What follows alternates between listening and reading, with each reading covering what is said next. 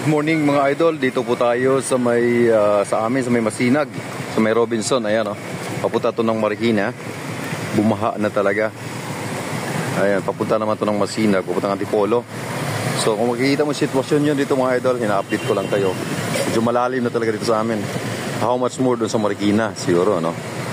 So ayan, ito na yung sitwasyon mga lods, oh. Grabe. So sa maghapon magdamag na ulan, grabe, oh. Ayan, doon, na-stock up na sila doon.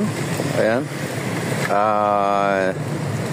Kaya siguro sana tumigil itong ulan para medyo bumaba na to. Pero dahil nga may low pressure tayo, hindi natin alam kung kailan to hihinto. Baka mamaya lalakas pa to. So yun, mga dumadaan dito ng Pamarikina na galing sa Antipolo, ingat po tayo medyo mga idol. Baka mamaya biglang lumalim pa.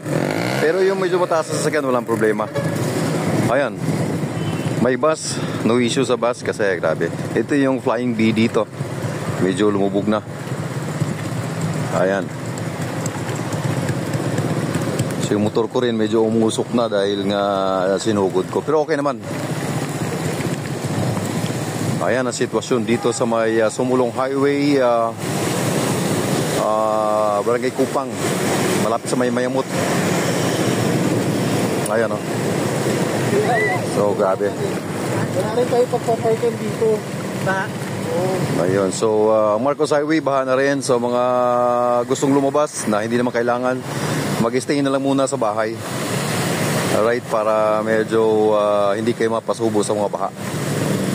Ayan, so ito na. So update lang mga idol. Ang oras po natin 9 o'clock in the morning. So yun, ingat-ingat. Lalo na itong ingat sa baha. Ingat sa mga yung mga ihi ng daga, kaya may mga sugat, wag mo nang lumusog dahil delikado. Ayan. Ito pala yung gasoline station dito sa may Flying B. Ayun yung price update. Ayan, oh.